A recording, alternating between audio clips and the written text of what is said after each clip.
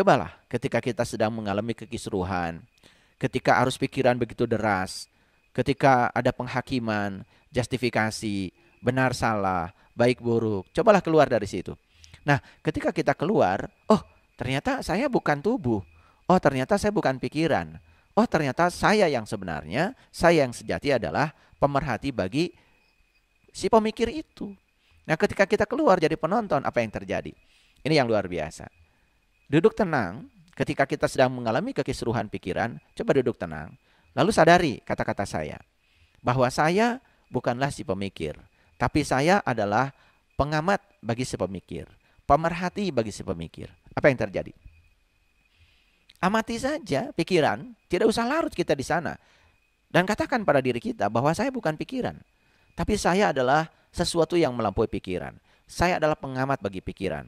Saya adalah pemerhati bagi pikiran. Maka gejolak energi yang ada dalam arus pikiran itu akan mengalami kelemahan. Dan itulah yang disebut dengan transfer energi dari pikiran ke kesadaran. Sehingga kesadaran kita itu yang menguat, bukan pikiran kita yang menguat. Nah, sebaliknya yang sering tidak kita sadari, ya, ketika pikiran itu sedang menimbulkan arus, ya, arus mikir ini, mikir itu, cemas ini, cemas itu, khawatir ini, khawatir itu, ya. Kemudian pikiran juga membawa kita pada kesedihan karena terjebak pada masa lalu. Kemudian kita membiarkan diri kita larut dalam pikiran itu. Maka kita lama-kelamaan merasa seakan-akan kita itu adalah pikiran. Nah, dengan kesadaran bahwa saya bukan pikiran, kemudian saya keluar dari pikiran, saya adalah pemerhati bagi si pikiran, persis seperti tadi ilustrasi saya. Ketika ada banjir bandang, ada banjir besar, kalau kita ada di tengah-tengah arus air, maka kita akan terbentur-bentur. Tapi ketika kita keluar dari arus itu dan menjadi pengamat bagi derasnya air itu, kita hanya memperhatikan arus air di pinggir sungai, kan kita tidak akan terbentur-bentur. Jadi sekarang semakin jelas ya, di tangga yang ke-17 ini kita akan menemukan sebuah penemuan yang luar biasa dari rahasia kehidupan. Ternyata yang membuat hidup saya menderita, yang membuat saya kelelahan, yang membuat saya capek, yang membuat saya putus asa, yang membuat saya frustrasi, sebetulnya karena selama ini saya mengidentifikasi diri saya sebagai aspek kecerdasan yang kecil yang bernama pikiran. Tapi kalau kita sadar bahwa sebetulnya diri saya itu adalah aspek kecerdasan yang lebih luas, yang melampaui pikiran. Dan kita bukanlah pikiran, tapi kita adalah pengamat bagi si pemikir. Maka kita akan keluar dari arus pikiran. Dan arus pikiran itu akan kehilangan dayanya. Dan dayanya kemudian diserap oleh ya si pengamat itu. Nah, si pengamat itulah yang disebut dengan kesadaran. Nah, kalau kita bisa menemukan ini para sahabat, luar biasa. Jadi tidak usah mewah-mewah belajarnya. Ketika kita terjebak pada arus pikiran, langsung sadar. Oh, saya bukan pikiran. Saya adalah pemerhati bagi si pikiran. Karena apa? Kita tidak mungkin bisa menghentikan pikiran. Karena pikiran itu seperti monyet, loncat-loncat. Pikiran itu loncat ke masa depan, loncat ke masa lalu. Oleh karena itu maka, kalau ada pelatihan yang mengosongkan pikiran, itu omong kosong. Tidak mungkin bisa mengosongkan pikiran. Yang bisa dilakukan adalah kita mengamati, membiarkan pikiran itu bekerja, dan kita menjadi pengamat saja bagi pikiran.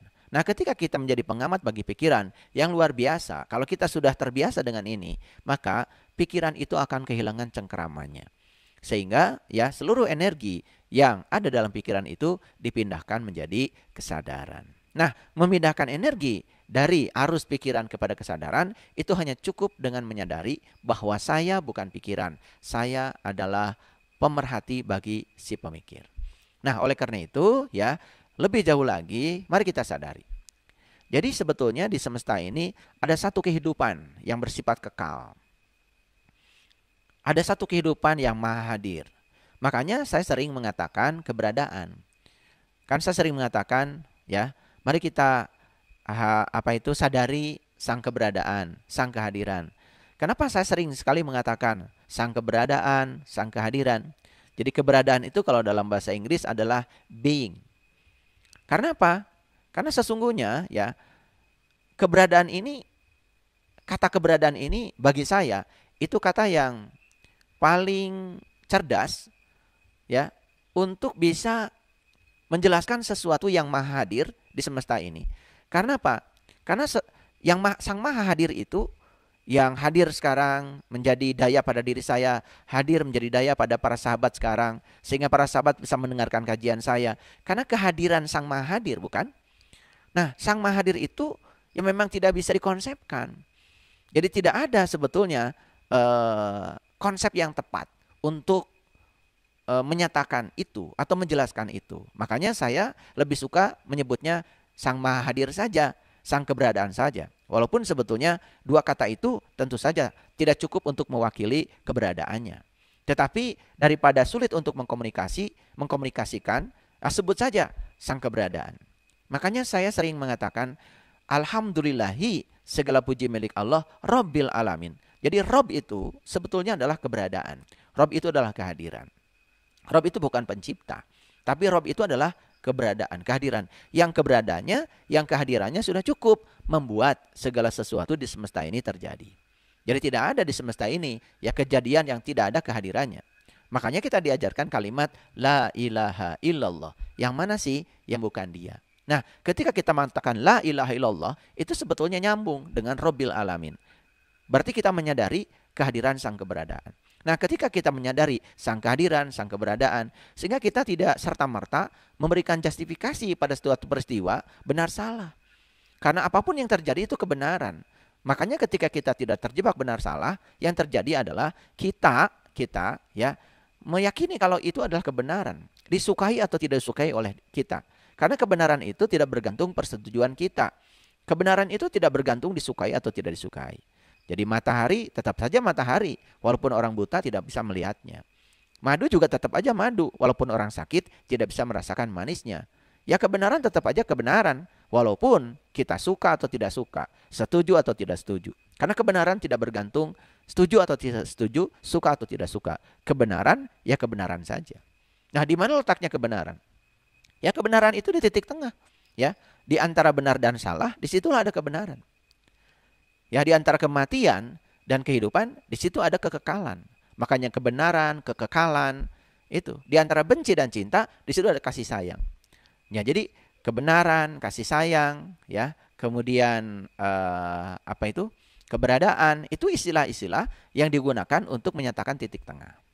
Nah, para sahabat, jadi sekali lagi, ya, ada satu kehidupan yang kekal di semesta ini, ya. Dia adalah Sang Maha Hadir. Saya menyebutnya adalah keberadaan. Ya, kata keberadaan ini, ya, kata yang saya anggap paling tepat untuk menyatakan kehadirannya. Ya, ketika saya menyebut kata keberadaan, tidak kemudian bisa menurunkan derajat dari yang tidak bisa dilihat, dari yang tak terbatas menjadi wujud yang terbatas. Karena apa? Karena kan Sang keberadaan itu adalah wujud yang tak berwujud, wajah yang tak berwajah, nama yang tak bernama. Sehingga dengan mengatakan kata keberadaan, saya tidak menurunkan derajat dari yang tidak bisa dilihat, dari yang tak terbatas menjadi sesuatu yang terbatas. Nah, oleh karena itu para sahabat, karena tidak mungkin kita menciptakan gambaran mental tentang apa itu keberadaan, tidak mungkin kita menciptakan gambaran mental tentang keberadaan, maka ya ketika saya menyebut kata keberadaan, ya sudah. Jadi keberadaan itu adalah suatu kehadiran, sesuatu yang bisa kita dapatkan. Karena apa? Karena kalau kita menyadari, sebetulnya sekarang pun ketika kita sedang berbicara seperti ini, mendengarkan kajian seperti ini, Sang kehadiran itu ada. Dan sang kehadiran itu tiada lain adalah diri sejati kita. Dan sang kehadiran itu melampaui segala bentuk. Jadi kalau kita menyadari bahwa sebetulnya di semua bentuk itu adalah Sang kehadiran, di semua bentuk ada Sang keberadaan, maka kita bukan sekedar mengalami being, tetapi kita mengalami pengalaman tentang keberadaan yang disebut dengan experience of being. Nah, jadi bukan sekedar being, tapi experience of being. Makanya sebetulnya ya, leluhur kita itu sangat cerdas. Leluhur kita tidak mengatakan Tuhan, tapi leluhur kita mengatakan ketuhanan. Seperti di sila pertama Pancasila, bukan Tuhan yang Maha Esa, tapi ketuhanan. Kenapa? Kalau Tuhan itu being. Tetapi kalau ketuhanan, experience of being.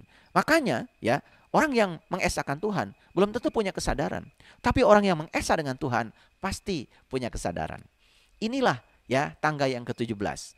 Menyadari bahwa sesungguhnya dalam diri kita ada satu kecerdasan yang melampaui pikiran.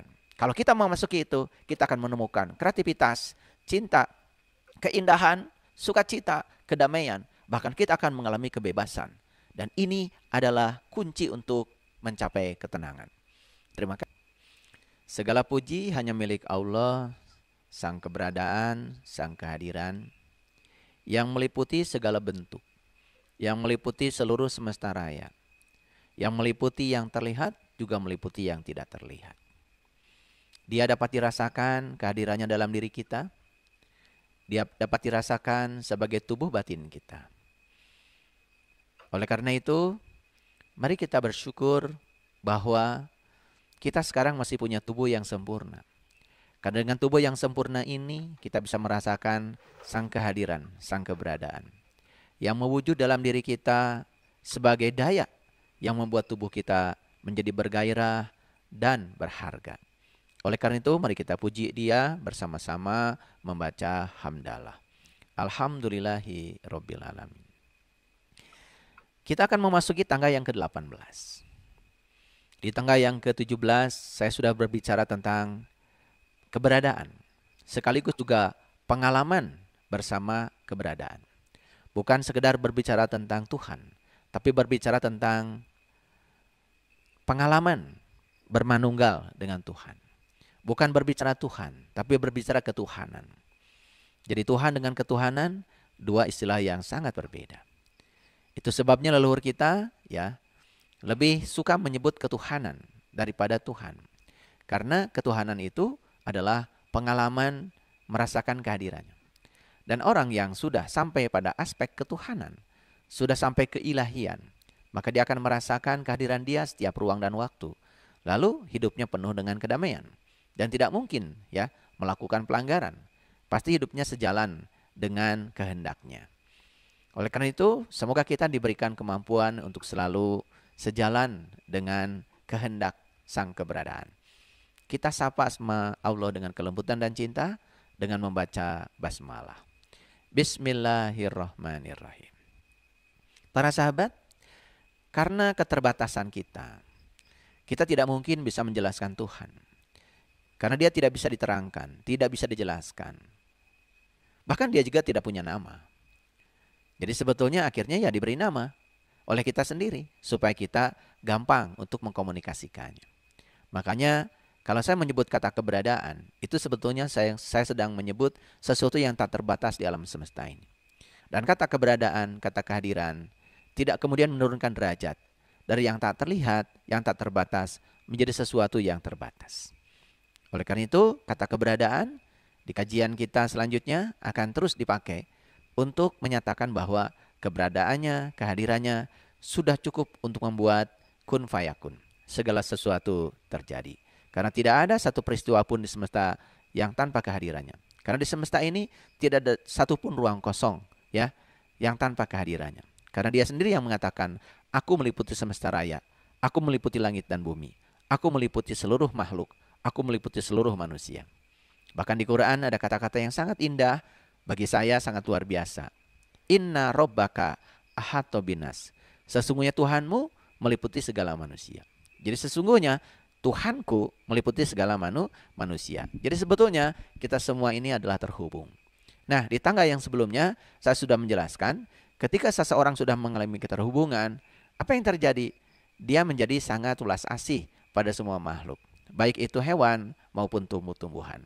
Dia sangat peduli atas keberlangsungan kedamaian semua makhluk. Jadi bukan hanya berfokus pada dirinya sendiri, tapi berfokus pada makhluk yang lain. Itu yang disebut dengan kepedulian. Baik para sahabat, kita akan lanjutkan di tangga yang ke-18 ini ya. Jadi keberadaan itu bukan hanya jauh melampaui, tetapi juga jauh di dalam setiap bentuk. Jadi keberadaan ini ada di setiap bentuk. Nah, itu sebabnya ada kata-kata bagus dalam Al-Quran. Walillahil masyriqi wal maghrib fa'aina matuwallu fasamma wajhullah. Allah meliputi timur dan barat, dan kemanapun kamu memalingkan wajah, maka di situ kamu akan mendapatkan wajahnya. Jadi artinya bahwa ya Sang keberadaan ini yang meliputi semua bentuk, meliputi semua ruang. Makanya bagi orang yang berkesadaran ya, ketika dia melihat pohon bukan sekedar melihat pohon, ketika melihat daun bukan sekedar melihat daun, ketika melihat matahari bukan sekedar melihat matahari, Ketika melihat bulan bukan sekedar melihat bulan. Ketika melihat ruang kosong pun bukan sekedar melihat ruang kosong, tapi melihat yang dibaliknya. Melihat yang dibaliknya. Nah, kemampuan melihat yang dibaliknya itu yang akan memupuk kesadaran yang lebih tinggi lagi. Jadi sebetulnya ya, sifat dasar yang paling dalam, yang tidak bisa dilihat, yang tidak dimusnahkan pada semua bentuk itu adalah keberadaan. Oleh karena itu kalau kita belajar tentang sains, ternyata ya atom pembentuk semua molekul, molekul pembentuk semua benda. Ternyata di dalamnya juga ruang kosong. 99,99% atom itu ruang kosong. Jadi yang bersifat materinya, yaitu elektron dan inti atom, itu hanya sebagian kecil dari tubuh atom. Karena tubuh atom itu kebanyakan ruang kosong. Jadi kalau kita berbicara bahwa ruang kosong itu ruang energi, jadi sebetulnya ya di dalam atom, tubuh atom pun sebetulnya 99,99% adalah ruang energi. Apalagi ya orang-orang fisika kuantum mengatakan bahwa elektron dan inti atom pun sebetulnya tidak benar-benar sebagai materi, tapi dia sebetulnya adalah sebuah potensi, dia sebuah energi potensial. Jadi sebetulnya adalah sebuah kemungkinan, ya, sebuah kemungkinan. Nah, itu adalah bahasan fisika kuantum. Jadi itulah sifat dasar ya. Sifat dasar dari semua bentuk itu adalah keberadaan. Kita ya hanya bisa mengenalnya sifat dasar itu yang meliputi semua bentuk itu kapan? Ketika pikiran kita tenang. Ketika kita bisa hadir. Makanya saya berulang kali mengatakan ya, kita mungkin harus selalu belajar the power of now. Kita belajar kekuatan saat ini. Karena ya, kebisingan pikiran itu, ketika pikiran itu membawa kita ke masa depan atau ke masa lalu. Ketika kita dibawa ke masa depan, berulang kali saya katakan kita akan cemas dan khawatir. Ketika dibawa ke masa lalu pikiran, kita pun akan menjadi sedih. Ya, jadi untuk mengenali sang kehadiran, sang keberadaan yang tanpa batas itu, karena itu sebetulnya adalah kunci untuk melampaui pikiran. Nah, pikiran kita harus tenang. Kita harus hadir. Makanya praktek-praktek mindfulness, praktek-praktek meditasi, kan sebetulnya yang terjadi adalah bagaimana kita mengamati si pemikir. Jadi meditasi itu bagaimana kita mengamati si pemikir sampai si pemikir itu kehilangan dayanya. Karena begitu terus diamati, dia kehilangan dayanya. Sehingga dayanya dipindahkan ke si pengamat. Nah, jadi ketika perhatian kita sepenuhnya terpusat pada saat sekarang, maka keberadaan itu dapat dirasakan.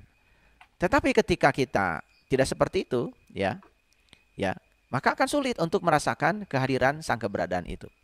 Dan ini tidak bisa dipahami secara mental. Jadi sederhana sekali. Kita bawa saja pikiran kita ke saat ini, hadir di sini, saat ini, sekarang. Maka ketika kita hadir di sini, saat ini, sekarang, pikiran menjadi tenang. Nah, ketika pikiran menjadi tenang, maka kita akan merasakan sang kehadiran, sang keberadaan. Ya, di tangga-tangga sebelumnya saya sudah menjelaskan. Cobalah ya, dimanapun kita berada, beradalah di sana sepenuhnya. Ulangi ya, dimanapun kita berada, beradalah di sana sepenuhnya. Itu artinya kita pusatkan ya pikiran kita ke saat ini. Karena kalau pikiran dipusatkan ke saat ini, ya tidak ada kecemasan, tidak ada kekhawatiran, tidak ada rasa takut. Karena begitu hadir di sini, saat ini sekarang, pikiran menjadi tenang, dan pikiran yang tenang itu yang akan membawa kita untuk bisa merasakan sang kehadiran, sang keberadaan. Sesederhana itu para sahabat. Nah, cuman memang ya yang sederhana ini prosesnya tidak selalu sederhana. Ya, jadi proses untuk mencapainya tidak selalu sederhana. Semua kesederhanaan itu kadang-kadang cara mencapainya melewati berbagai macam keruwetan. Makanya seperti kita dulu waktu belajar. Kita belajar matematika, belajar kimia, belajar fisika, belajar sains, ya. Nah, awalnya kan kita mengalami keruwetan-keruwetan. Tapi kalau kita terus tekun gitu, sampai kita bisa membuat yang ruwet itu menjadi sederhana. Kapan itu terjadi? Tepat saat kita sudah memiliki pemahaman yang dalam. Itu sebabnya ya kita bisa tahu ya kapasitas dari keilmuan seseorang itu dapat kita ketahui dari mana? Dari kesederhanaan berpikirnya. Jadi kalau orang itu masih ruwet berpikirnya, apalagi pikirannya masih ilusif ya karena buat apa kita punya ilmu kalau tidak koheren dengan pikiran? Buat apa kita punya ilmu kalau tidak bisa nyata dan dibuktikan?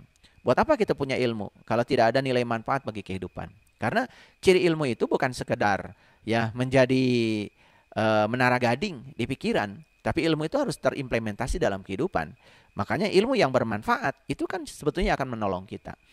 Nah, kalau begitu ada nggak ilmu yang tidak bermanfaat? Ada, ya, ilmu yang ilusif, ya, yang tidak koheren dengan pikiran, bahkan berlawanan dengan pikiran kita, ya. Dan ilmu itu tidak membawa kita pada aspek pragmatis, sehingga ilmu itu tidak memiliki nilai guna dalam kehidupan. Nah, kita belajar ilmu-ilmu itu yang sederhana saja, yang akan membawa kita kepada, ya, aspek peningkatan kualitas kesadaran kita. Baik ya, para sahabat. Jadi, mendapatkan kembali kesadaran akan keberadaan dan tinggal di dalam, maksudnya tinggal di dalam keadaan rasa berkesadaran, itu yang disebut dengan pencerahan. Jadi sebenarnya pencerahan itu, ya, bukan mendengarkan ceramah. Tapi pencerahan itu adalah kita kembali, ya, kembali mendapatkan kesadaran akan keberadaan. Jadi kan keberadaan ini meliputi semesta raya. Keberadaan itu melampaui segalanya, melampaui semua bentuk, bahkan semua bentuk diliputi oleh dirinya. Nah, ketika kita kembali pada kesadaran akan keberadaan dan kita bisa tinggal dalam keberadaan itu, maka kita berada dalam keadaan rasa berkesadaran. Nah, ketika kita berada dalam keadaan rasa berkesadaran, itu yang disebut dengan pencerahan. Jadi kita selama ini, ya, kadang-kadang kita bicara, wah, sedang apa? Sedang pencerahan, gitu. Kita tidak sampai pada pencerahan kalau kita tidak, ya, bisa menyadari akan keberadaan. Kalau kita tidak bisa memasuki rasa berkesadaran tentang keberadaan. Bahkan kalau kita bisa tinggal di dalam rasa berkesadaran itu pencerahan. Makanya orang yang tercerahkan itu tidak pernah merasa terpisah dengan sang keberadaan. Dia merasa damai. Kenapa? Karena apa? Jadi kata-kata yang di Quran sering dikatakan, aku bersamamu dimanapun kamu berada. Aku lebih dekat kepadamu daripada uratnya di lehermu. Sebetulnya itu adalah statement-statement yang disampaikan Allah, ya, untuk membawa kita pada kesadaran bahwa sebetulnya Allah itu tidak pernah jauh bersama kita. Nah, mohon maaf ya, saya waktu kecil, ya, selalu dikonsepsi, ya, oleh orang tua saya. Jadi bahwa Allah itu adanya di sana, di tempat yang jauh, adanya di langit yang keberapa gitu. Nah, saya selalu dikonsepsi seperti itu. Bahkan sering kamu minta kepada Allah, ya. Ya. Nah, ternyata begitu saya sudah tumbuh dewasa, ternyata yang namanya doa pun sebetulnya bukan permintaan, tapi doa itu artinya kan ajakan. Doa itu sebetulnya adalah merasakan kehadirannya. Nah, kalau kita selalu merasakan kehadirannya dan kita selalu merasa bersamanya, terus apa yang mau kita risaukan dalam kehidupan ini?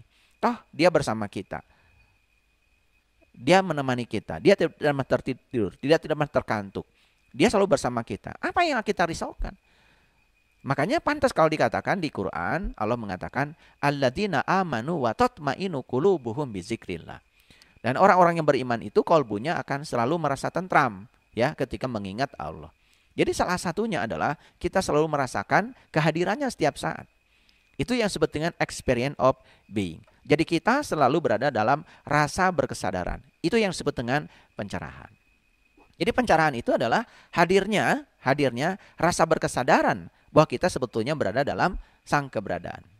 Jadi seperti ikan di samudra, para sahabat. Jadi ikan itu, ya, tinggal di samudra, mendapatkan kehidupan dari samudra. Tapi dia masih bertanya, di mana samudra? Kan sebetulnya aneh. Ya sama seperti kita saat ini. Kan kita hidup di sini, mendapatkan kehidupan dari sini. Lalu kita masih mempertanyakan, ya, siapa sang maha hidup itu? Padahal sang maha hidup sudah meliputi diri kita. Dia adalah sang keberadaan. Dia adalah sang kehadiran yang ada dalam diri kita. Ini yang disebut dengan tauhid tingkat tinggi. Sehingga tauhid itu adalah merasakan selalu kehadirannya. Nah, orang yang sudah bertauhid, ya, tentu saja, ya, tidak mungkin orang yang bertauhid tidak berkesadaran. Makanya saya pernah mengatakan di tangga yang sebelumnya, kalau kita sudah berkesadaran, kan gak mungkin membunuh orang. Kalau kita sudah berkesadaran, gak mungkin menipu orang. Kalau kita sudah berkesadaran, tidak mungkin kan menghujat orang. Kalau kita sudah berkesadaran, tidak mungkin juga, ya, merendahkan orang. Kalau kita sudah berkesadaran, tidak mungkin kan menipu orang, tidak mungkin menghina orang. Nah, semua perilaku-perilaku yang tadi saya sebutkan itu sebetulnya adalah perilaku yang terjadi akibat ketidaksadaran. Kalau orang yang sudah sadar tidak mungkin seperti itu. Karena orang yang sudah sadar tidak mungkin kecurian. Makanya saya di tangga yang sebelumnya sudah menyampaikan Kalau rumah kita masih ada lampunya masih nyala, pencuri nggak akan masuk. Kalau rumah kita penjaga masih terjaga, pencuri tidak akan masuk. Kalau di rumah kita masih ada terdengar suara, ngobrol, tertawa-tertawa, itu kan artinya masih sadar, maka tidak mungkin kecurian. Nah sebetulnya perilaku memfitnah itu karena kita mengalami kejatuhan spiritual. Karena kita tercuri. Ya, perilaku membenci karena kita tercuri. Siapa yang mencuri? Yang mencuri adalah pikiran gelap kita. Mencuri, ya, mencuri bagian dari kesadaran kita. Nah oleh karena itu maka para sahabat, di tangga yang ke-18 ini coba belajar untuk menjaga supaya kita tidak mengalami kecurian. Jangan sampai kita mengalami kecurian, ya. Jangan sampai oleh itu maka supaya kita tidak kecurian, berarti kita harus selalu dalam keadaan terjaga. Itu yang disebut dengan kesadaran, ya. Nah, jadi kalau kita perhatikan di dunia ini, ya, di dunia ini banyak sekali, ya, banyak sekali, ya, orang yang melakukan perilaku bodoh dan pikiran egois. Dan semua kehancuran alam semesta ini itu kan sebenarnya gara-gara terlalu banyak orang yang melakukan perilaku bodoh dan pikiran egois. Nah, makanya bumi ini adalah tempat belajar kebijaksanaan. Kapan kebijaksanaan itu tercapai? Kalau kita sudah tidak melakukan perilaku bodoh dan pikiran yang egois. Karena semua kerusakan di semesta ini dari dua itu, perilaku bodoh dan pikiran yang egois. Ini dua hal yang kadang-kadang tidak pernah kita hiraukan. Karena kebodohan dan pikiran egois itulah sebetulnya penghancur alam semesta. Ketika seseorang dikuasai oleh pikiran egoisnya, berarti kan dia sedang menjadi diri palsu. Kapan seseorang itu disebut egois? Ketika dia sedang menjadi diri palsu. Kapan seseorang menjadi diri palsu? Ketika dia ya sedang berfokus pada aspek kecerdasan yang sangat sempit yang bernama pikiran. Jadi dia belum bisa melampaui kecerdasan yang melampaui pikiran. Nah, ketika seseorang sedang dikuasai oleh pikiran sempitnya, pikiran gelapnya, nah itulah yang disebut dengan diri palsu. Nah, ketika kita sedang menjadi diri palsu, kita disebut sedang berada dalam pikiran yang egois. Karena kalau kita sudah bisa melampaui pikiran yang terbatas, memasuki pikiran yang tak terbatas, maka egois itu tidak ada lagi. Orang yang gampang tersinggung itu karena egois. Orang yang gampang marah itu karena egois. Orang yang gampang menghujat orang lain karena egois. Ya. Karena pikiran ego itu selalu akan membawa kepada kehancuran. Makanya akan membawa pada kehancuran itu dua. Satu adalah kebodohan, ya. Yang kedua adalah pikiran yang egois. Nah, jadi oleh karena itu maka ya sebagai penghuni bumi kita, ya kita ini harus segera keluar tuh dari pikiran yang membelenggu ini. Ya, pikiran yang membelenggu, pikiran yang terbatas. Karena pikiran yang membelenggu ini adalah menghancurkan kemanusiaan dan itu yang menimbulkan penderitaan. Nah, oleh karena itu maka coba perhatikan para sahabat. Ketika seseorang itu sudah dibelenggu oleh pikirannya, maka belenggu pikirannya itu bukan sekedar berbahaya bagi dirinya, tapi dia berpotensi menghancurkan kemanusiaan. Makanya nilai manusia itu kan terletak pada aspek kemanusiaannya. Nah, apa sih aspek kemanusiaannya manusia? Aspek kemanusiaan manusia itu sebetulnya adalah sifat-sifat Allah yang diwariskan kepada manusia saat ruhku ditiupkan kepada manusia. Jadi bagian dari dirinya Allah itu sebetulnya sifat-sifatnya sudah diberikan pada manusia. Jadi keilahian yang Allah wariskan kepada manusia itu yang disebut dengan aspek kemanusiaan. Nah, aspek kemanusiaan ini hancur karena apa? Itu karena manusia dibelenggu oleh pikirannya. Dan ketika aspek kemanusiaan hancur, berikutnya apa? Penderitaan mulai datang. Nah, di tangga yang ke-18 ini ya, bagaimana kita melatih diri kita supaya kita berada dalam experience of being. Ya, rasa berkesadaran bersama dengan sang keberadaan. Ya. Ini kalau dilatih terus-menerus oleh kita ya, dengan selalu hadir di sini saat ini sekarang, dengan selalu menghadirkan pikiran ke saat ini, maka ya, kita akan mengalami kebebasan sehingga pikiran kita tidak terbelenggu lagi. Nah, ketika pikiran tidak terbelenggu lagi, maka kita tidak berkontribusi pada hancurnya aspek kemanusiaan dan kita pun tidak berkontribusi pada yang disebut dengan penderitaan. Coba perhatikan para sahabat, ya. Orang yang berkonflik itu kan sebetulnya karena apa? Karena pikirannya masih dibelenggu. Sehingga orang yang pikirannya masih dibelenggu akan terjebak benar salah, baik buruk, kan seperti itu. Lalu ya, pikirannya itu selalu menyerang. Nah, ini kan bahaya ketika pikiran selalu menyerang. Nah, orang yang pikirannya selalu menyerang, ya, itu karena dia belum selesai dengan dirinya sendiri. Dia belum bisa berdamai dengan dirinya sendiri. Masih ada konflik dengan dirinya sendiri. Maka coba perhatikan, orang yang suka menyerang, ya, Itu gampang protes, gampang menyerang, gampang menyalahkan, gampang menjustifikasi, gampang menghukumi orang, ya. Itu jauh dari sifat memaafkan. Jauh dari sifat memahami. Sehingga ujung-ujungnya menjadi intoleransi.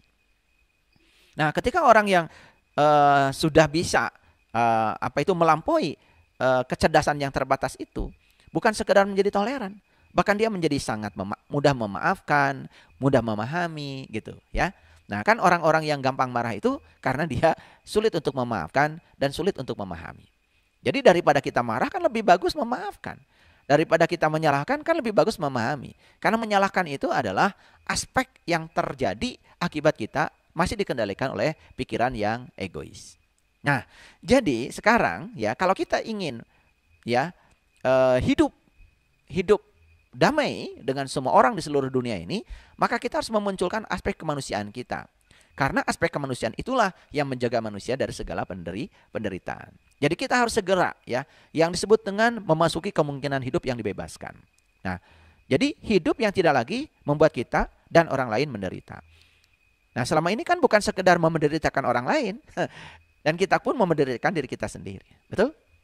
Oleh karena itu maka saya sering mengatakan bahwa cobalah menggunakan rumus bahwa di alam semesta ini cuma ada saya satu-satunya. Ketika saya berbuat baik untuk diri saya, ketika saya berbuat jahat juga untuk diri saya. Kalau berbuat baik itu untuk diri saya, ya pasti kita akan melakukannya toh.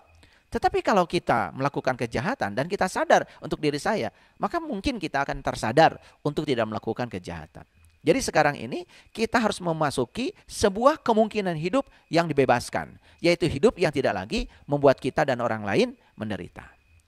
Jadi kita harus ikut ya membebaskan penderitaan diri kita dan penderitaan orang lain. Nah, kalau kita sudah ada rasa kepedulian seperti itu, ya itu sudah luar biasa ya. Berarti kita sudah mulai bermanfaat dalam hidup ini. Jadi oleh karena itu maka kita harus berhenti mempelajari sesuatu dengan tujuan sekedar mengumpulkan informasi baru. Kita harus belajar untuk memasuki keadaan kesadaran yang lebih tinggi. Jadi apapun yang dipelajari itu harus berpotensi mengarahkan kita kepada keadaan kesadaran yang lebih tinggi. Nah, ini yang terjadi. Saya kebetulan 33 tahun mengajar di universitas. Ya. Nah, yang saya perhatikan ya, orientasi dari mahasiswa itu kalau kuliah itu hanya mengumpulkan informasi baru. Dan informasi baru itu kemudian dihafalkan. Tepat pada saat ujian, informasi baru yang sudah dihafalkan itu dikeluarkan. Sehingga dia menjadi lulus mata kuliah tertentu. Walaupun tidak memasuki keadaan kesadaran yang lebih tinggi. Padahal harusnya semua mata kuliah itu harus mengantarkan mahasiswa untuk memperoleh keadaan kesadaran yang lebih tinggi. Nah, itulah yang sering saya katakan bahwa ya ketika kita berfokus pada aspek intelektualitas tetapi kita melupakan aspek intelijensia, maka ya setinggi apapun kita sekolah tidak akan pernah membangun kesadaran. Yang terjadi hanya mengoleksi ya informasi-informasi baru. Nah, ini yang menyedihkan sehingga keterampilan berpikir ya orang-orang yang belajar itu tidak bertambah. Padahal sebetulnya ya kalau secara kognisi saja orang belajar dengan serius ya, bukan sekedar mengingat, tapi dia juga bisa memahami.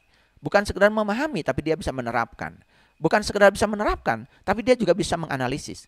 Bukan sekedar bisa menganalisis, tapi dia juga bisa mengevaluasi. Bukan sekedar bisa mengevaluasi, tapi dia juga bisa mensintesa pengetahuan menjadi sesuatu yang berguna. Makanya keterampilan berpikir itu ada dua. Ada keterampilan berpikir yang tingkat rendah, ada keterampilan berpikir tingkat tinggi yang disebut dengan high order thinking. Nah, itu yang disebut dengan HOT ya. Jadi keterampilan berpikir tingkat tinggi itu hanya bisa dicapai ya. Kapan? Ketika dia terus-menerus memberdayakan pikirannya dengan pertanyaan. Makanya itu yang disebut dengan problem based learning. Jadi pembelajaran yang bagus itu adalah pembelajaran yang berbasis pada masalah. Sehingga ketika kita belajar itu cenderung kita untuk belajar ya, menyelesaikan masalah dengan keterampilan berpikir tertentu. Bahkan puncaknya belajar itu kita sampai pada yang namanya metakognisi, di mana kita bisa menyadari cara berpikir kita yang salah. Sadar dengan cara berpikir kita yang salah. Sadar bahwa cara berpikir saya telah membuat saya menjadi menderita dan hancur. Itu adalah metakognisi. Sehingga kita bisa sampai pada tingkat evaluasi diri. Itu yang disebut dengan kesadaran diri ya para sahabat. Nah, jadi pelajarilah sesuatu yang memiliki kekuatan transformatif. Tentu saja, kekuatan transformatif ini hanya bisa dipelajari dari mereka yang sudah berada dalam keadaan sadar. Karena hanya itu yang bisa membangunkan ya kita yang masih tertidur ini. Jadi kalau kita belajar sesuatu dari sama-sama orang yang tidak sadar, kita tidak akan pernah mengalami yang namanya kekuatan transformatif. Karena kekuatan transformatif itu hanya bisa didapat dari mereka yang sudah berada dalam keadaan sadar. Sederhana saja. Misalkan begini ya. Kalau saya mengajar fisika, biasanya di akhir pembelajaran saya selalu mengarahkan mahasiswa untuk sampai pada kesadaran spiritual. Makanya di rencana pembelajaran semester saya itu eksplisit saya cantumkan ya. Di akhir pembelajaran saya menghubungkan konsep-konsep fisika itu dengan kesadaran spiritual.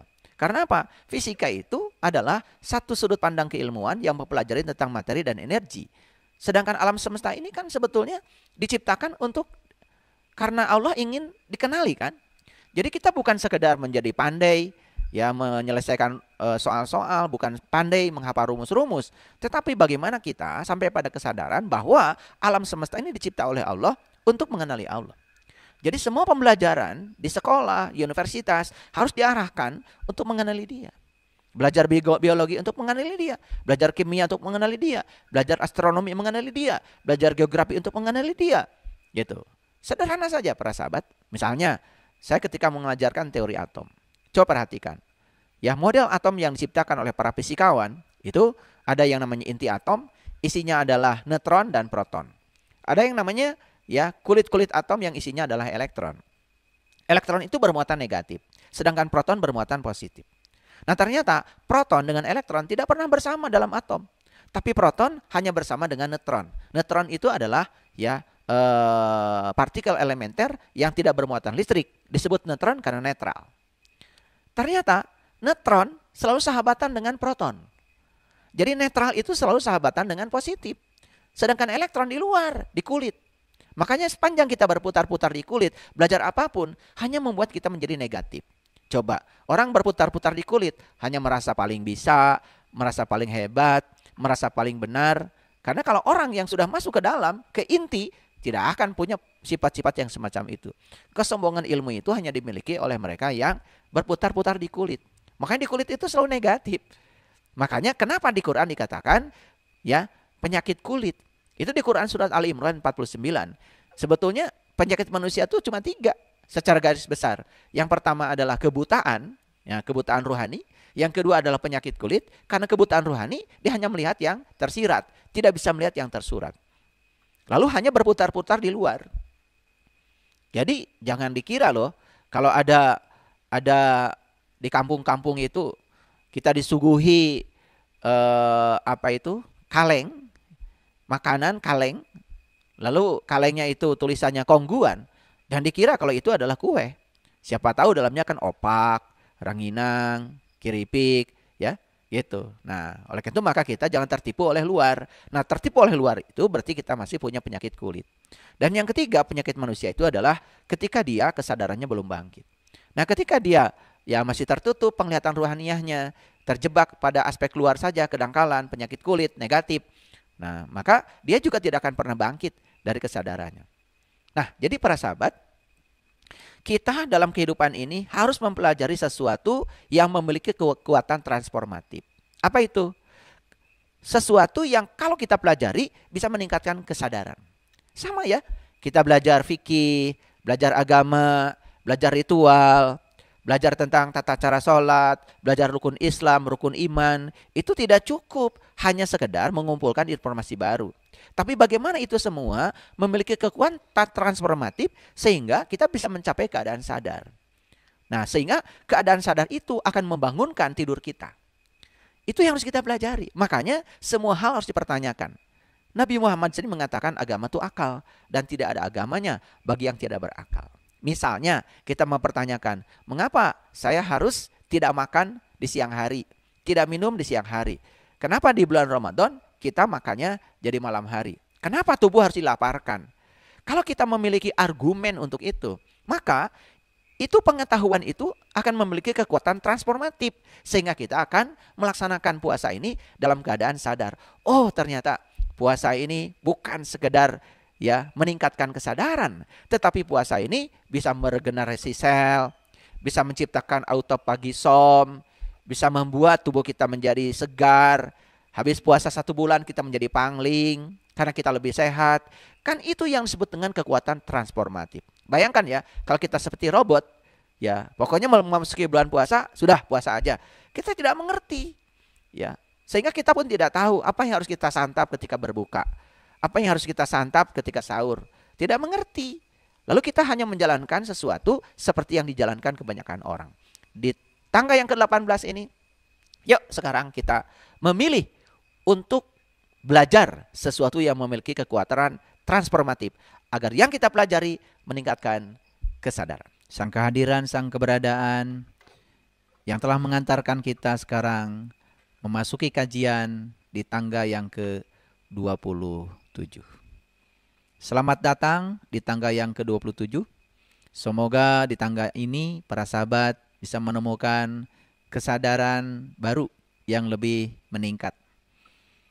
Selamat belajar di tangga ini dan semoga kesadaran demi kesadaran yang sudah kita lalui mengantarkan kita kepada kebahagiaan. Oleh karena itu tentu saja kita harus bersyukur karena yang mengantarkan kita di tangga ini semata-mata adalah Dia yang memiliki kekuatan. Dia yang maha kuat. Oleh karena itu mari kita puji Dia bersama-sama membaca hamdalah. Alhamdulillahi Rabbil Alamin. Para sahabat, mari kita awali tangga yang ke-27 ini bersama-sama memohon ridho dan berkah Allah. Semoga Allah meridhoi, memberkahi, dan terutama ya menjadikan tangga ini betul-betul sebagai tangga untuk meraih kebahagiaan bagi kita. Kita sapa asma Allah dengan kelembutan dan cinta seraya membaca basmalah. Bismillahirrahmanirrahim. Di Al-Quran itu ada kata-kata yang sangat bagus. Yu'til hikmata mayyasha wa may yu'til hikmata faqad utiya khairan katsir wa may yazakaru illa ulil albab. Di ayat itu Allah sendiri yang mengatakan bahwa ya tidak ada yang bisa mengambil hikmah dari setiap kejadian kecuali ulul albab. Nah, banyak sekali yang mengartikan ulul albab itu orang yang mempunyai akal. Saya tentu saja sepaham dengan itu kalau mengerti akal itu apa. Kalau kita merujuk kepada kitab Syirul Asror karya Syekh Abdul Qadir Jailani, beliau sendiri mengatakan bahwa yang disebut dengan akal itu adalah nur sebetulnya. Dan nur itu bukan nur biasa, tapi nur ala nurin. Yaitu ya asal muasal semua kejadian. Jadi kalau kita berbicara tentang 7 martabat alam, maka ya alam yang suwung, kosong, itu saking ingin dikenal, kemudian bermanifestasi. Makanya nur yang pertama kali diciptakan adalah cahaya terpuji. Dan karena kecintanya pada cahaya terpuji itulah alam semesta terbentuk. Jadi sebetulnya ya ulul albab itu kalau kita lihat definisi dalam Al-Quran adalah orang yang bisa mengingat Allah dalam keadaan berdiri dan duduk dan berbaring. Maka ulul albab itu pemilik lub, pemilik bagian dalam dari kolbu. Karena lub itu bagian dalam dari kolbu. Ada istilah lub, ada istilah fuad, ada istilah kolbu. Kolbu itu bagian luarnya, bagian dalamnya fuad, bagian dalam lagi adalah lub, terus bagian dalam sampai pada sir. Dalam sirlah ada aku. Dan ini tidak bisa dijelaskan dengan kata-kata dan kita harus mengalami, kita harus menyelam ke dalam kedalaman itu sampai menemukan kesadaran murni. Itu yang disebut dengan kekosongan. Seperti mengupas bawang. Kalau kita mengupas bawang kan bagian luarnya dikupas ke dalam, ke dalam, ke dalam, ke dalam. Kan sampai tidak bisa dikupas lagi ketika kita memasuki kekosongan. Makanya dalam kekosongan yang terjadi hanya hangat-hangat air mata. Jadi saya sepakat bahwa ulul albab itu bisa diartikan sebagai orang yang bisa mengingat Allah. Ulul albab itu bisa diartikan sebagai orang yang berakal. Lalu apa bedanya antara pikir dengan akal? Jadi kalau pikir itu ya dalam dimensi luarnya. Ya, sedangkan akal itu kan ketika pikiran tersambung dengan kesadaran tinggi, itu yang kemudian yang berfungsi adalah akal. Jadi akal itu adalah pikiran yang sudah tersambung dengan kesadaran yang tertinggi. Makanya ya, kreativitas itu muncul di situ. Nah, kapan kita tersambung dengan alam yang tinggi? Ketika kita sudah bisa mengingat Allah. Dan kapan kita bisa mengingat Allah? Tentu saja sederhana, ya. Tidak mungkin kita bisa mengingat sesuatu yang kita tidak tahu. Oleh itu maka kuncinya adalah tahu dulu siapa yang harus kita ingat. Makanya Nabi Muhammad juga kan ya mengajarkan kepada kita ya, awaluddin ma'rifatullah. Awalnya agama adalah mengenal Allah. Nah, untuk mengenal Allah, Nabi Muhammad juga ngasih cara. Siapa yang kenal dirinya, maka dia akan kenal Tuhannya. Karena diri sejati kita pada dasarnya adalah bagian dari dirinya yang ditiupkan ke dalam diri kita. Nah, ketika kita tersambung dengan diri sejati kita, tersambung dengan kesadaran murni, nah disinilah kesadaran akan berbicara. Sehingga kesadaran akan mengendalikan pikiran. Nah, pikiran yang tersambung dengan kesadaran, disitulah akal muncul. Sehingga akal itu ya penuh dengan kreativitas. Jadi ketika tadi saya mengatakan ya, di tangga yang sebelumnya saya mengatakan ya, ketika kita ya terombang-ambing di antara pikiran dan tanpa pikiran, ya, di antara pemikiran dan keheningan, maka solusi kreatif selalu muncul dan kita sering mengalami itu. Itu yang sering disebut dengan intuisi. Jadi intuisi itu adalah solusi kreatif saat kita terombang-ambing antara pikiran dan tanpa pikiran, antara pemikiran dan keheningan. Itulah pentingnya kita belajar untuk bisa menemukan jalan sempit menuju saat ini. Karena ketika menuju saat ini, maka kita akan mengalami yang disebut dengan kehadiran. Itu yang disebut dengan kesadaran. Jadi jelas ya para sahabat ya, supaya semakin mengerti ya apa yang dimaksud di dalam Al-Quran. Oleh karena itu maka Al-Quran mengatakan tidak ada yang bisa mengambil hikmah kecuali ulul albab. Jadi ulul albab itu adalah orang yang bisa mengingat Allah dalam keadaan berdiri, duduk, dan berbaring. Berarti dia orang yang sudah tahu dan kenal kepada jati dirinya. Maka orang yang sudah kenal pada jati dirinya, dia itu ya akan mengalami ketersambungan dengan semua. Makanya saat melihat apapun, dia selalu yang dilihat adalah yang sejatinya di belakang yang dia lihat. Maka dia tidak akan pernah protes, tidak akan pernah menolak, dia akan selalu menerima. Dan dia tidak pernah akan mengatakan, mengapa ini terjadi? Yang akan dia katakan selalu, pesan apa yang hendak engkau sampaikan lewat peristiwa ini? Sehingga dia tidak terjebak baik buruk, benar salah. Dia menerima semua yang terjadi adalah kebenaran, maka pesan semesta akan sampai pada dirinya. Itulah orang yang terus mengalami kemajuan kesadaran. Makanya inilah yang disebut dengan orang yang bisa mengambil hikmah. Jadi hikmah itu adalah pelajaran di balik semua yang tersurat. Bisa melihat yang tersirat di balik semua yang tersurat. Bisa melihat yang di baliknya, di balik yang dia lihat secara lahir. Nah, oleh karena itu maka ya di episode yang ke-27 ini saya masih tetap akan berbicara tentang ego. Ini masalah ego ini kan berhubungan dengan kesadaran sehingga saya akan kupas lebih dalam lagi. Baik para sahabat, bila kita selalu mengidentikan diri dengan pikiran kita, maka diri palsu atau ego ya akan menghancurkan kehidupan kita. Dan ini saya kira sudah tidak usah dibahas lagi oleh saya. Semua orang yang hancur kehidupannya itu karena apa? Karena dia mengidentikan diri sebagai pikiran. Ketika dia mengidentikan diri sebagai pikiran, maka dia akan dikendalikan oleh diri palsunya yang bernama ego. Nah, kenapa demikian? Karena sifatnya dari diri palsu, sifatnya dari ego, itu berupa bayang-bayang. Jadi, sekalipun kita memiliki mekanisme pertahanan yang canggih, ego itu sangat rentan. Ego itu tidak aman. Dan ego selalu menganggap dia berada di bawah ancaman. Makanya lihat orang yang ego. Pasti cari ilmu, bukan cari ilmu supaya gak mempan digolok. Bukan cari ilmu gimana caranya supaya gak ada yang ngegolok. Malah cari ilmunya tuh gimana caranya supaya gak mempan digolok. Kan beda ya. Kalau orang cari ilmu supaya tidak ada yang menggolok, pasti cari ilmunya adalah ilmu akhlak. Tapi kalau orang cari ilmu, gimana caranya supaya gak mampan digolok, itu sudah ada niat tuh.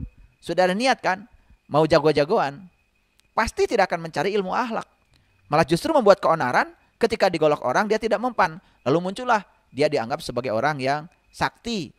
Atau dikenal sebagai orang yang ya punya kekebalan. Sehingga ditakuti orang. Buat apa hidup ingin ditakuti orang? Hidup itu kan harusnya disenangi orang. Kalau kita punya akhlak yang mulia, pasti disenangi orang. Tapi kalau kita punya kesaktian ditakuti orang, mana mau kita pilih? Ya, mau disenangi orang atau ditakuti orang? Kan banyak yang terbalik dalam kehidupan. Malah lebih senang ditakuti orang. Ketika ditakuti orang, kerjanya menakut-nakuti orang. Bukankah kita sudah berniat jahat kan sebetulnya? Makanya sebetulnya ya, belajar spiritual itu hati-hati. Jangan kemudian membawa kita kepada ilmu-ilmu yang tidak bermanfaat. Maka Nabi Muhammad mengajarkan ma'rifat itu ada dua. Ada ma'rifat rububiyah, ada ma'rifat goibiyah. Ada juga yang belajar ilmu ma'rifat kemudian membawa pada aspek-aspek goib. Loh, yang muncul adalah kekebalan, kesaktian, kanuragan. Dan itu tidak ada artinya. Tetapi Nabi Muhammad mengajarkan ilmu yang namanya ma'rifat rububiyah. Puncaknya apa? Pengenalan kepada jati diri itu membawa kepada welas asih, cinta kasih, peduli pada sesama. Dan itu yang disebut dengan akhlak yang terpuji. Dan itu yang akan melindungi kita. Itu yang akan melindungi kita. Jadi kemuliaan kita lah yang akan melindungi kita sendiri. Akan memuliakan kita. Nah, ketika kita mengidentikan diri kita sebagai pikiran, maka kita akan dikendalikan oleh diri palsu atau ego. Maka hidup kita itu berupa bayang-bayang. Jadi sekalipun kita memiliki mekanisme pertahanan yang canggih, ego ini rentan. Ego ini merasa tidak aman.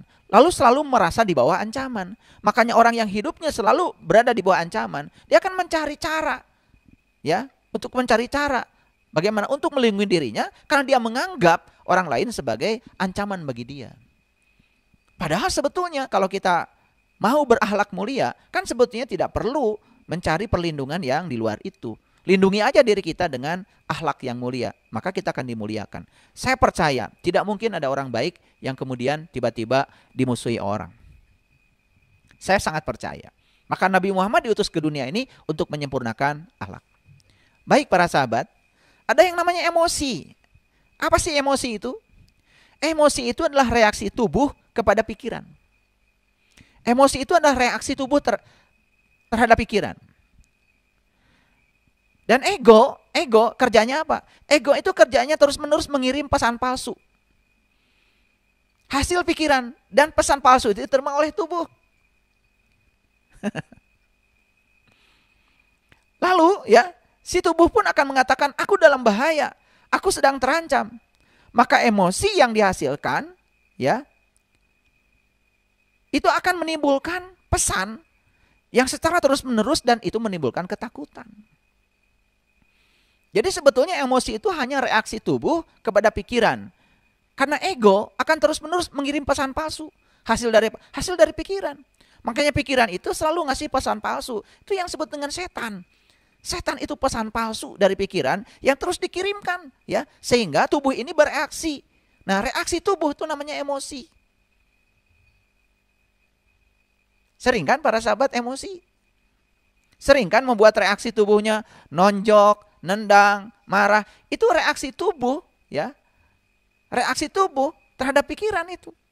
Akibat apa? Si ego itu terus-menerus mengirimkan pesan palsu. Produk dari pikiran. Dan itu diterima oleh tubuh. Sehingga tubuh ini merasa berada dalam bahaya. Ketika dia merasa dalam bahaya, merasa terancam, akibatnya apa? Ya, karena dia mengalami ketakutan, maka dia akan membela diri. Lalu muncullah yang namanya emosi, ya. Nah, makanya kan kita sering mengatakan, tenang-tenang, jangan emosi, gitu kan? Artinya tubuh ini jangan bereaksi terlalu berlebihan, karena pesan yang dikirimkan oleh pikiran itu sebetulnya adalah pesan palsu. Karena bukan yang sebenarnya, kan itu. Ya, jadi ketakutan itu memiliki banyak sebab. Ketakutan ini memiliki banyak sebab atau memiliki banyak alasan. Misalnya kita takut kehilangan, takut gagal, takut disakiti, dan seterusnya. Tetapi pada dasarnya ketakutan itu hanyalah ketakutan ego. Sekali lagi, ketakutan itu hanyalah ketakutan ego. Jadi bagi ego ya, bahaya itu ada di mana-mana. Jadi bagi ego seakan-akan ada yang mengintai dia di mana-mana. Nah, dalam ketika kita mengidentikan diri sebagai pikiran, ya, maka kita akan selalu merasa ancaman ada di mana-mana. Dan ketika kita merasa ancaman ada di mana-mana, maka akan mempengaruhi semua aspek kehidupan kita. Dan aspek kehidupan kita itu dipengaruhi oleh itu, ya, perasaan seakan-akan ada ancaman di mana-mana. Ancaman di mana-mana berasal dari ketakutan. Ketakutan kan berasal dari apa? dari pesan palsu yang dikirim oleh pikiran. Contoh sederhana para sahabat. Nih, sederhana ya. Suka nggak kita memiliki kebutuhan untuk dibenarkan? Misalkan dalam perdebatan lah.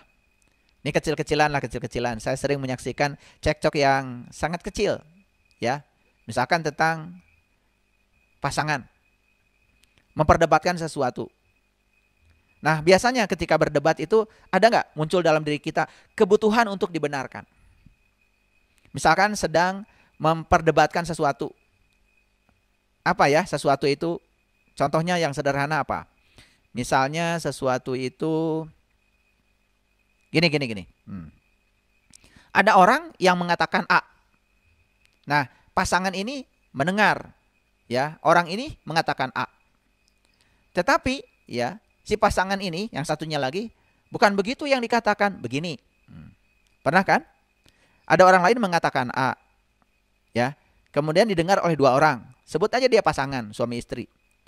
Nah, kemudian sedang dibahas nih. Orang ini mengatakan A, kata istrinya. Tapi kata suaminya bukan A, B. Nah, terjadi debat nggak? Pasti terjadi debat. Nah, dalam perdebatan itu ada nggak kebutuhan untuk dibenarkan? Pasti akan mencari orang ketiga kan? Betul nggak? Sebentar, saya telepon. Benar kok yang saya katakan. Si Anu itu mengatakan A, bukan mengatakan B. Enggak kok, mengatakan B. Terjadi debat kan? Saat debat terjadi, pasti akan ada kebutuhan dalam diri kita untuk dibenarkan. Oke, ini contohnya sudah ya, sederhana ya. Oke, supaya masuk ya. Nah, ketika kita memiliki kebutuhan untuk dibenarkan dalam sebuah perdebatan dan membuat orang lain itu salah, sebetulnya kita sedang mempertahankan posisi mental yang telah dijadikan sebagai identifikasi diri. Bila kita mengidentifikasi diri dengan sesuatu posisi mental tertentu, kemudian ternyata itu keliru, maka rasa diri yang berbasis pikiran itu akan merasa sangat terancam. Begitulah kita sebagai ego. Tidak boleh menjadi salah. Dan hal inilah yang merusak hubungan menjadi hancur. Nah, contoh yang saya sampaikan tadi itu, suami istri nih ya. Hanya sekedar untuk menyatakan bahwa orang itu mengatakan A, kata istrinya. Enggak kok, kata suaminya, orang itu mengatakan B. Lalu terjadi perdebatan. Bisa nggak perdebatan itu mengarah kepada kehancuran dalam kehidupan rumah tangga? Bisa kan? Bisa. Kenapa? Ya, karena ada kebutuhan untuk dibenarkan sehingga menganggap orang lain itu salah. Itu bisa panjang loh urusan yang semacam itu. Bahkan mencari saksi, mencari orang. Terus hasilnya apa? Hanya puas ketika dia merasa paling benar dan puas ketika orang lain salah. Terus buat apa? Bukankah itu sebetulnya memberikan nutrisi pada ego? Oke. Begitu kita tidak mengidentikan diri dengan pikiran. Nah, jadi saya bawa lagi ya tadi. Ya, jadi pasangan suami istri yang berdebat sampai hancur itu kan sebetulnya karena masing-masing sedang mengidentikan diri sebagai pikiran. Padahal kan sebetulnya kalau kita masuk kepada kesadaran, buat apa meributkan hal yang semacam itu, ya kan? Toh kalau si orang itu mengatakan A atau mengatakan B, terus apa urusannya? Kan biarkan aja itu dikatakan orang lain, betul nggak? Buat apa kita kemudian harus mengalami kehancuran hanya untuk mempertahankan? Karena dalam diri kita ada kebutuhan untuk dibenarkan. Karena dalam diri kita ada kebutuhan untuk dibenarkan, lalu menganggap semua orang lain di luar diri kita adalah salah. Dan ini yang kita lihat dalam kehidupan sehari-hari. Banyak sekali kan orang yang menjustifikasi orang lain salah dan mengatakan dirinya paling benar, itu sebetulnya pasti berasal dari diri palsu. Pasti berasal dari ego. Karena orang yang sudah selesai dengan dirinya sendiri, tidak ada kebutuhan untuk dibenarkan. Tidak ada kebutuhan untuk dibenarkan. Ya. Nah, begitu kita tidak mengidentikan diri dengan pikiran, ya, maka tak akan ada bedanya sama sekali rasa diri kita apakah salah atau benar. Ulangi ya. Begitu kita tidak mengidentifikasi diri kita sebagai pikiran, maka tidak ada bedanya sama sekali bagi rasa dalam diri kita apakah kita salah atau benar. Orang yang sudah selesai kan tidak butuh lagi ya. Apakah saya salah atau apa saya benar? Ya sudah, biarkan saja. Sehingga kebutuhan yang kuat ya dan tertanam di bawah sadar untuk selalu benar tidak ada lagi di sana.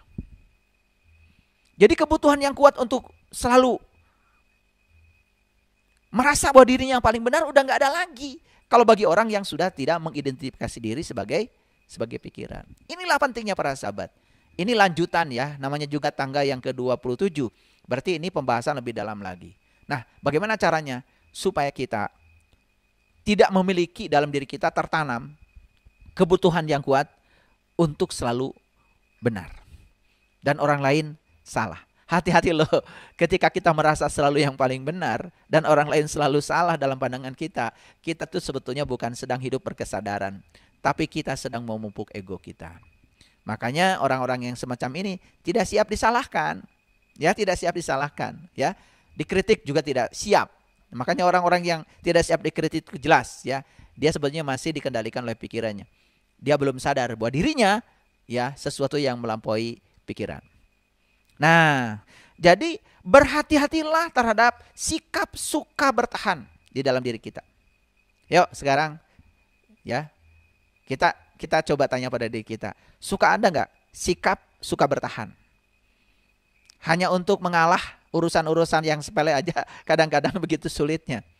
Kadang-kadang terjebak untuk memperdebatkan sesuatu yang tidak penting. Hanya untuk memenuhi kebutuhan ingin dianggap selalu yang paling benar dan orang lain salah. Yuk sekarang sikap suka bertahan dalam diri kita ini harus diwaspadai. Karena yang kita pertahankan itu kan hanya identitas yang hayal. Sebuah gambar dalam benak kita saja. Sebuah objek yang hayal, ya. Kalau kita menyadari pola ini, kita akan terbebas dari mengidentifikasi terhadap hayalan ini. Ketika sadar, sebetulnya kebutuhan untuk dianggap benar itu kan hayalan dari pikiran. Kan saya bukan pikiran. Saya bukan itu. Saya yang melampaui itu. Ketika kita sudah sampai di kesadaran itu, maka kita tidak butuh lagi. Makanya lepaskan ya identitas yang hayal tadi. Sebuah gambar dalam benak kita yang hayal tadi. Objek yang hayal tadi. Dengan menyadari pola ini, sadar bahwa sebetulnya ya kebutuhan untuk dibenarkan bukan dari diri saya. Itu adalah dari ego saya. Itu berasal dari pikiran saya. Berasal dari diri palsu saya. Dan itu bukan diri saya. Coba sadari itu. Saya sudah mengalami para sahabat. Saya juga hidup. Saya juga berumah tangga. Saya juga sering selisih pandangan dengan pasangan, dengan anak. Ya. Dan ketika menerapkan pola ini, apa yang luar biasa? Kita tidak lagi memperdapatkan sesuatu yang tidak penting. Inilah pentingnya hidup yang berkesadaran. Dan kalau kita sudah bisa mempraktekkan ini, aduh luar biasa para sahabat. Hidup itu menjadi sangat luar biasa, sangat menakjubkan. Nah, inilah akhir dari semua pembantahan dan permainan adu kekuatan. Dan perbantahan, permainan adu kekuatan itu sudah terbukti ya, merusak hubungan. Perceraian, rusaknya hubungan antara pasangan, suami istri. Sebutnya sederhana.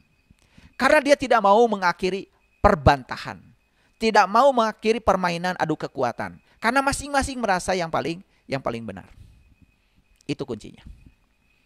Nah makanya ya, kalau kita punya ilmu kesadaran itu, semua hal itu menjadi luar biasa. Semua hal itu menjadi beres. Luar biasa. Para sahabat, saya kasih tahu ilmunya. Menguasai orang lain itu kelemahan yang tersembunyi. Yang tampil pada diri kita seakan-akan kekuatan. Awas ya. Menguasai orang lain adalah kelemahan yang tersembunyi, yang tampil seperti kekuatan. Dan selama ini orang awam mengatakan ketika kita menguasai orang lain, itu dianggap kekuatan. Padahal itu sebetulnya kelemahan yang tersembunyi. Contoh ya, maaf ya. Banyak kan saya menyaksikan dalam kehidupan rumah tangga ya, suami istri, suami ingin menguasai istrinya, istri ingin menguasai suaminya. Dan ketika dia mampu menguasai orang lain, menganggap dia itu sudah hebat. Dia menganggap itu sebuah kekuatan. Padahal itu adalah kelemahan yang tersembunyi. Karena kekuatan sejati berada dalam diri. Dan kekuatan sejati bukan berasal dari pikiran. Jadi sekali lagi, ingin menguasai orang lain, Itu adalah kelemahan yang tersembunyi. Dan selama ini dianggap sebagai kekuatan. Itu bukan kekuatan sejati. Kan itu berasal dari pikiran. Kekuatan sejati berada dalam diri. Lahir dari suatu kesadaran. Lahir dari kecerdasan yang melampaui pikiran. Yuk sekarang kita sadari. Tangga yang ke-27. Yuk tanya sekarang pada diri kita. Masih ada gak pada diri kita? Sebagai suami ingin menguasai istri. Istri ingin menguasai suami. Dan ingat ya, keinginan menguasai orang lain itu adalah kelemahan yang tersembunyi, yang selama ini dianggap oleh kita sebagai kekuatan. Ingat, sumbernya itu berasal dari diri palsu kita, bukan kekuatan yang sejati. Malah justru kekuatan yang sejati itu tidak seperti itu. Tidak ada keinginan untuk menguasai orang lain. Tidak ada keinginan untuk itu. Yang ada adalah keinginan untuk menghargai dan menghormati orang lain. Makanya rumah tangga sebetulnya adalah latihan untuk menerima dan menghargai perbedaan. Bukan saling menguasai. Semua kehancuran rumah tangga karena masing-masing mengidentifikasi diri sebagai pikiran. Masing-masing ingin menjadi penguasa bagi yang lain. Cobalah sekarang para sahabat. Cobalah sekarang para sahabat yang berumah tangga. Saya yakin pasti saya juga mengalami dalam kehidupan rumah tangga pasti ada cekcoknya. Ya, cekcok itu sebetulnya tidak masalah. Yang penting jangan berjamaah. Karena ketika berjamaah itu yang menyebabkan masalah. Karena akan keras-kerasan, akan terjadi proses perbantahan.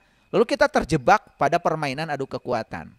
Lalu itu yang kemudian saling menyakiti. Cobalah kita sadari. Sadari sepenuhnya bahwa keinginan untuk menguasai orang lain itu adalah kelemahan yang tersembunyi. Dan kelemahan ini yang selama ini dianggap sebagai kekuatan. Tapi itu adalah kekuatan palsu. Kekuatan sejati justru tidak ada keinginan untuk menguasai orang lain. Yang ada adalah keinginan untuk menghargai dan menghormati orang lain. Coba para sahabat, ketika kita mampu menghargai dan menghormati orang lain yang berbeda dengan kita, apa yang akan terjadi? Justru orang lain akan menghormati kita, akan menempatkan kita pada tempat yang terhormat. Sehingga apa? Tidak terjebak lagi oleh permainan bantah-bantahan, permainan adu kekuatan, apalagi ingin dipandang sebagai yang paling benar.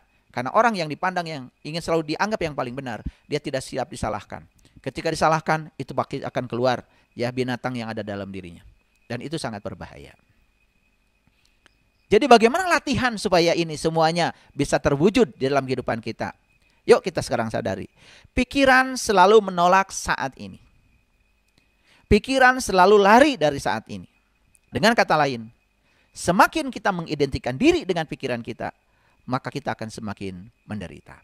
Karena pikiran selalu seperti itu. Semakin kita mampu menghormati dan menerima saat ini, maka kita akan semakin terbebas dari kepedihan, penderitaan, dan pikiran yang egois. Sehingga dengan demikian, hubungan kita akan semakin membaik. Selamat menjalankan tangga yang ke-27. Terima kasih. Assalamualaikum warahmatullahi wabarakatuh.